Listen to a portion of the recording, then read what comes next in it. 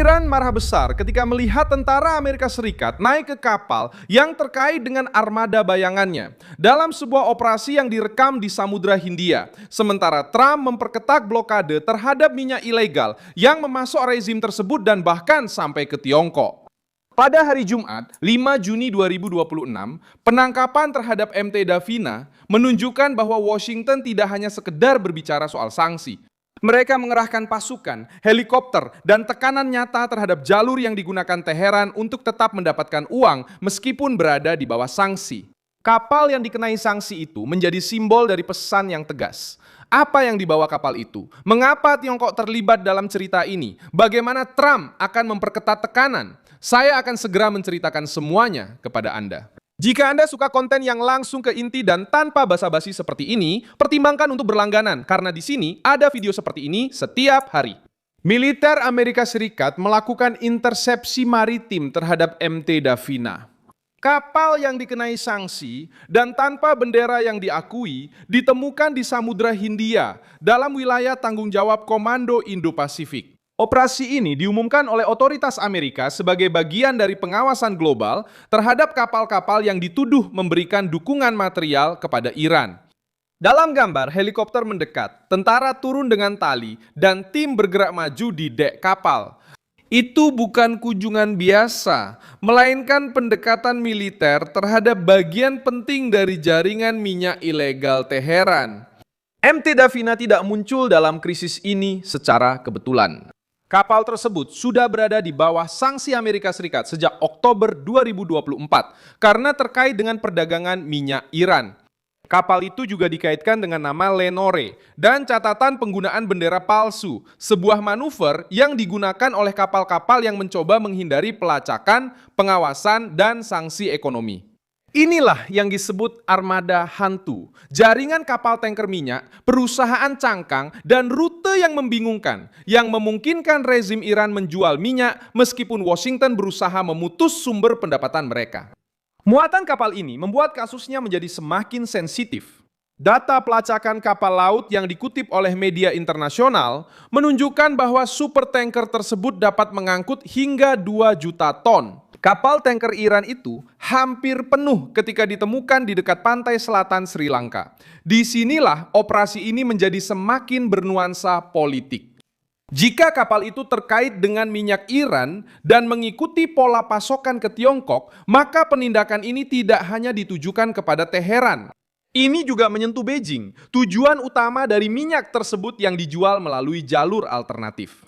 Trump menggunakan tekanan maritim ini untuk memutus oksigen finansial Iran. Rezim tersebut membutuhkan minyak untuk menopang mesin militernya, membiayai sekutu-sekutunya, mempertahankan pengaruh regional, dan bertahan dari sanksi. Ketika Amerika Serikat menaiki kapal yang dikenai sanksi di tengah Samudra Hindia, pesan itu sampai kepada perusahaan-perusahaan yang menyembunyikan asal muatan, kepada pembeli yang menerima dokumen mencurigakan, dan kepada pemerintah yang pura-pura tidak melihat skema tersebut berjalan. Teheran bereaksi dengan mencoba menunjukkan kekuatan. Angkatan Laut Iran menyatakan bahwa mereka telah menembakkan rudal dan drone peringatan ke kapal perang Amerika di Teluk Oman. Menuduh Amerika Serikat mengganggu lalu lintas maritim dan menyerang kapal-kapal komersial. Washington membantah bahwa pasukan Iran telah menyerang atau menembaki kapal-kapal Amerika. Untuk narasi internal Iran, versi ini digunakan untuk menunjukkan keberanian. Bagi Washington, ini menunjukkan keputusasaan rezim yang melihat jalur maritimnya diawasi, diblokir, dan diekspos.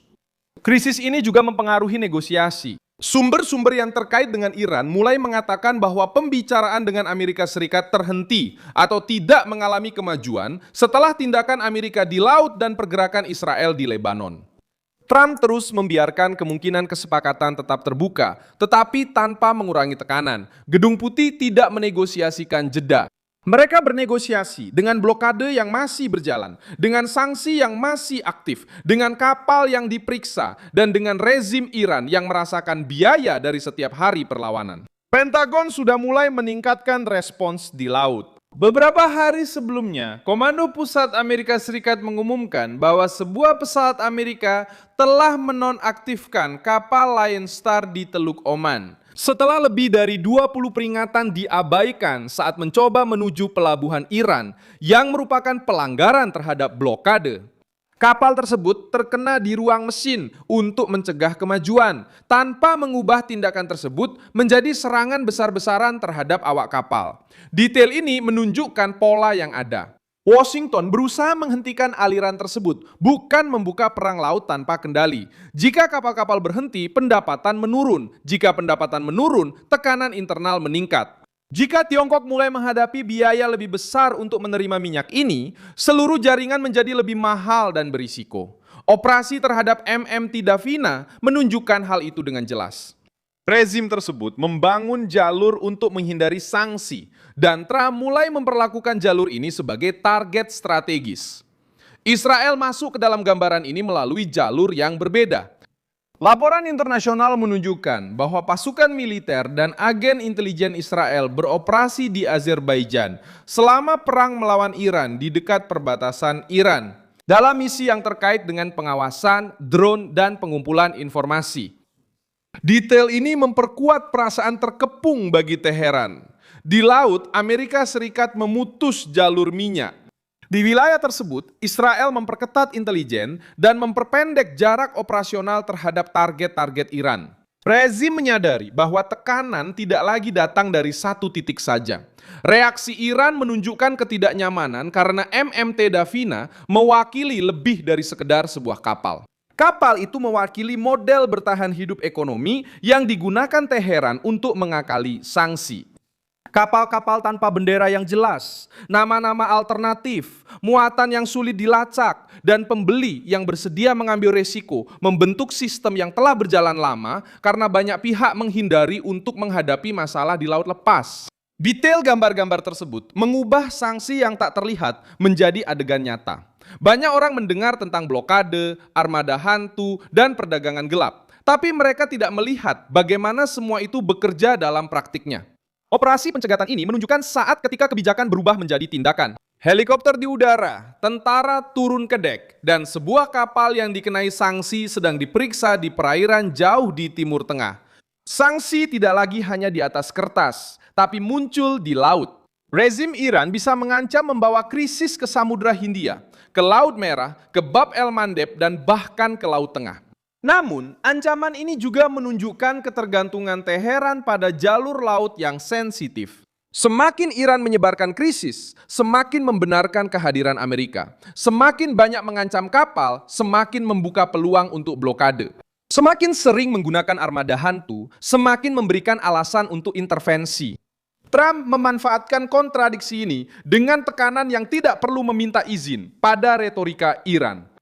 Mulai sekarang, yang menjadi pertanyaan adalah, apakah MMT Davina akan menahan muatannya? Apakah perusahaan-perusahaan baru akan dikenai sanksi? Dan jika, Tiongkok akan mendapat tekanan langsung karena menerima minyak Iran melalui jaringan paralel. Sementara Israel terus melakukan aksi intelijen di sekitar wilayah Iran. Saya Milson Alves, seorang internasionalis, dan tujuan saya adalah membuat Anda tetap terinformasi dengan kebenaran setiap hari. Tautan berita ada di deskripsi video. Beri like pada video ini, subscribe ke channel, dan di akhir, lihat komentar agar Anda bisa lebih terlibat dengan komunitas Milson Alves.